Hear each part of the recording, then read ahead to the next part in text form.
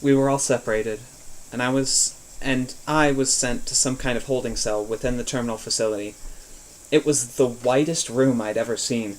White walls, white floor, a white table with several white chairs, and nothing else. A peace officer brought me in, told me to wait, and released my wrist restraints before he locked the door behind him. I tried contacting Tamret on my data bracelet, but I was barred from sending or receiving data. With nothing to do, I sat there and watched my minutes tick by. Finally, after more than 3 hours, the door opened and Junip entered the room, flanked by Captain Quassel and Dr. Roop. Junip sat across from me, Captain Quassel and Dr. Roop on either side of me. "Your friends," the Chief Justice said, "insisted on being present when I speak to you." "Where's Tamret?" I said. "And where are Steve? And the others? Where's my father?" "I've just spoken with your father," Dr. Roop assured me. "He's fine." "No one has been harmed," Junip said. "You will get a chance to see him before you leave." "Leave for where?" I demanded.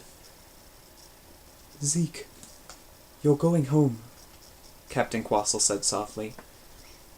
"It was the best we could do for you." "The situation has spiraled out of control," Dr. Roop said.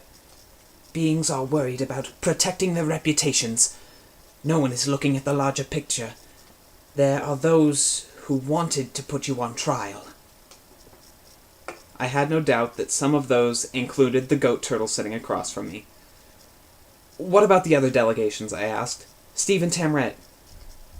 "Like your delegation," Junip said, "they are to return to their homeworlds at once, and their species may not be considered for membership for a period not less than 60 standard years."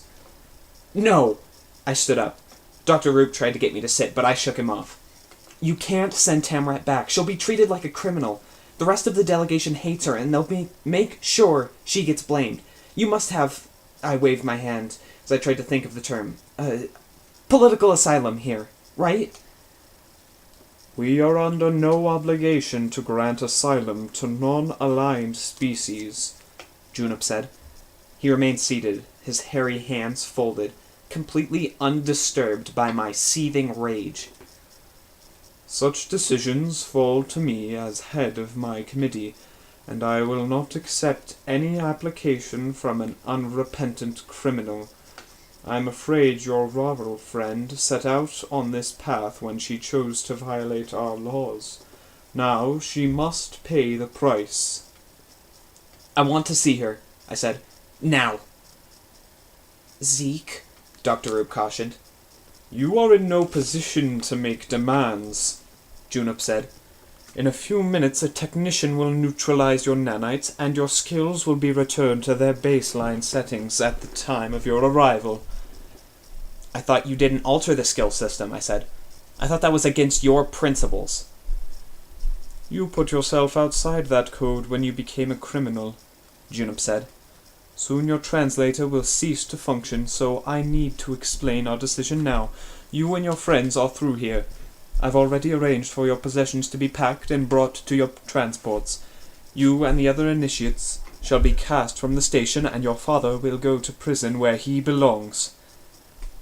"Send him back with us," I demanded. He is to be regarded as a war criminal, and exile is no longer an option." I slowly returned to my seat, but I leveled my gaze at the Chief Justice. The cure of my mother, which I had considered as good as in my hands, had now vanished. I thought I'd saved her, but by saving my father, I'd condemned my mother to death. I considered more extreme options. I knew I could knock Junip down before the peace officers by the door could stop me, but that would get me nothing.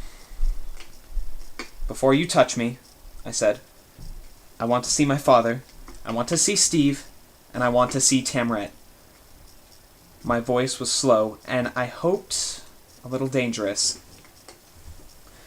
Junip rewarded my efforts by looking a little uneasy, but in the end that counted for little. "No," he said. Captain Quassel jabbed her trunk at him. You are being cruel and vindictive, she said. Let him speak to his father and his friends. I don't have to, Junip said, and I don't want to, so I won't. This being has caused me nothing but trouble since he left his world, and I don't see that I owe him any favors. Dr. Roop leaned forward and whispered something to Junip. The Chief Justice's goatee eyes widened, and he scowled at Dr. Roop. Then he rose to his feet. Very well, Junip said. I'll arrange it. I watched the Chief Justice leave the room. What did you say to him? Captain Quassel and I asked. Dr. Roop's eyes widened. I simply reminded him that all politicians have secrets they would prefer not to be revealed. I looked up at him. You made an enemy of him for my sake? It was no great sacrifice, Dr. Roop said. He'd already made an enemy of me. I was just making things mutual. A little while later, a peace officer opened the door and led me out. He would, he explained, take me to see my father. Then I would go back to the main terminal, where I could say goodbye to my other friends. Then I would have my nanites neutralized, and I would board the shuttle. As I walked down the hall, a voice inside my head kept saying that this was real. It was actually happening. I was going back to Earth without anything to help my mother. Tamret was going back to her world, and my father was going to prison. I tried to silence the voice. I'd beaten the odds so many times before. I could do it again. I would get us all out of this. I just needed an opportunity. I'd know it when I saw it. I kept saying that. But the other voice, the one that said it was all over, would not be shouted out. The captain and Dr. Roop waited in the hall when the peace officer opened the door to my father's holding cell.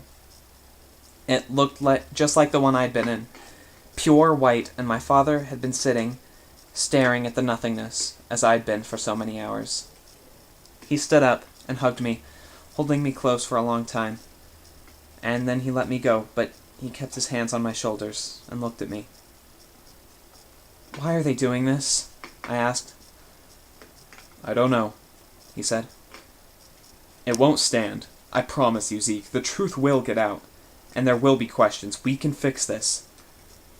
He let go and sat down in his chair. We can fix this, he said again. I don't see how. I don't either, he admitted. Not yet. What can I do? I asked. How can I help you? How much do you trust Quassel? He asked. Completely, I told him. He nodded. Make sure she's aware of the former skill system. Someone needs to make sure they don't completely blindside the Confederation.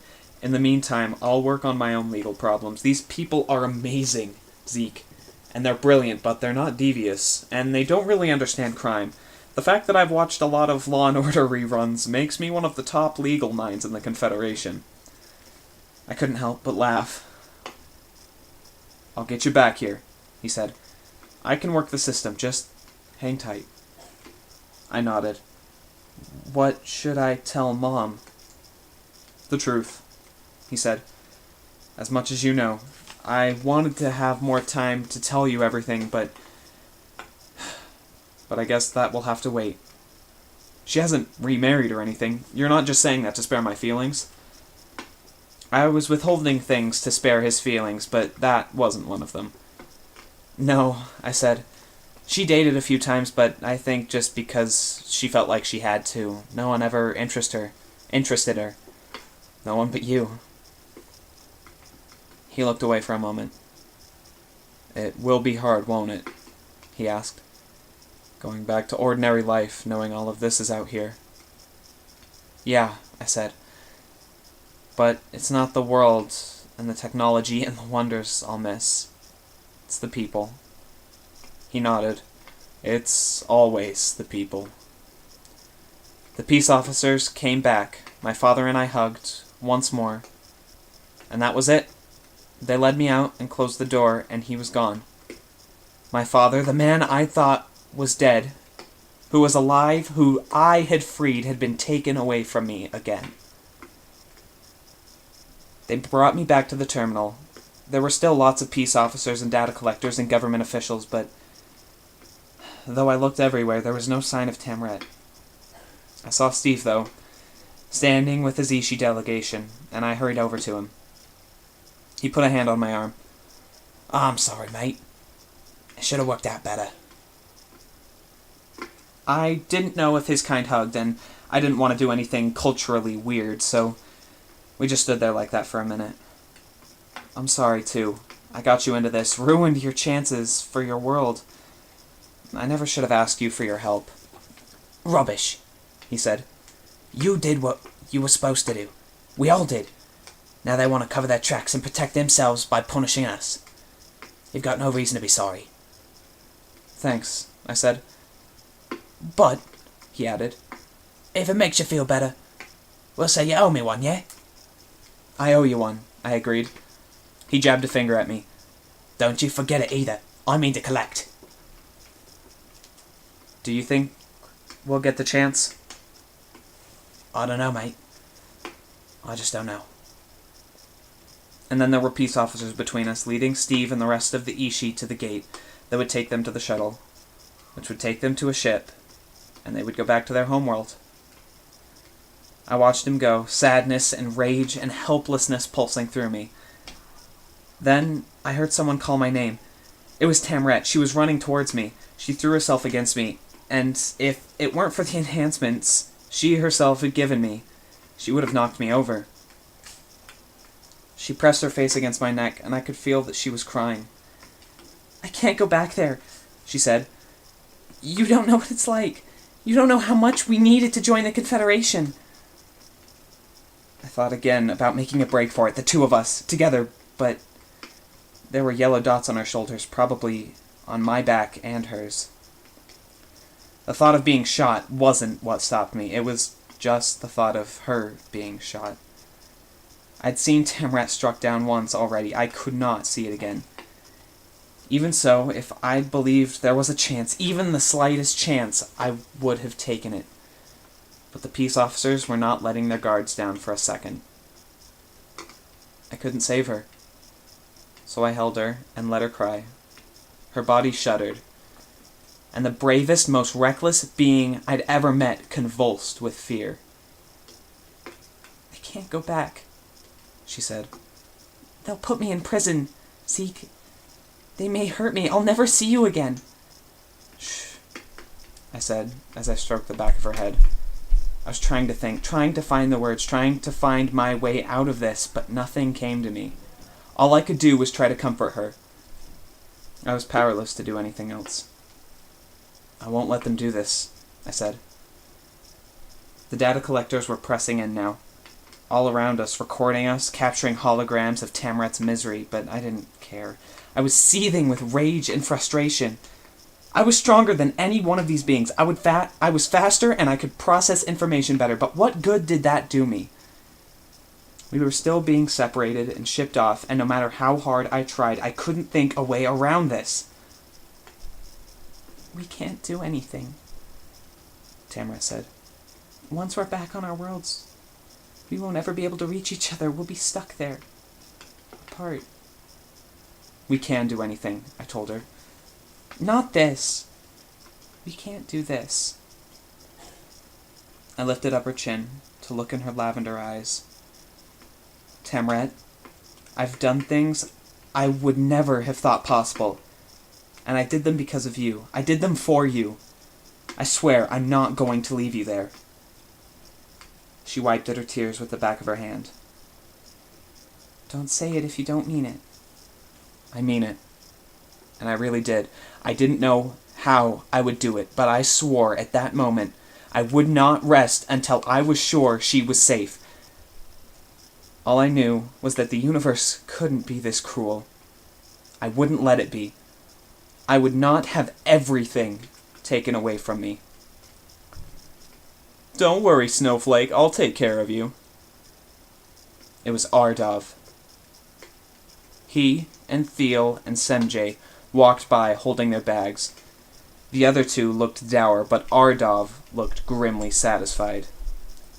As soon as we leave the station, Ardov said to her, his face split open with a grin, I am released from my vow. As he walked away, I seriously considered going after him and killing him. I could do it. I had the strength and the power and the skill to do it, but I knew that wouldn't protect Tamrat. Not really. The others in her delegation would report what had happened, and I couldn't help her if I was in prison. "Hey," I said to him, "you don't want to make me your enemy." He laughed, didn't even break his stride. "I can't see how it'll matter." "Ardov!" I shouted. He turned around and looked at me, his expression a mask of bored contempt. "Don't think any distance between us will protect you. I've beaten you before, and I'll do it again." He opened his mouth to say something, but then he changed his mind. He turned and walked towards the gate. Then he stopped as a being approached him. It was Junip. He whispered something in Ardov's ear, and the Rarl nodded. Then he continued towards the gate, and Junip walked away, looking pleased with himself. "I like that young being," he said to me. "He's got a real future."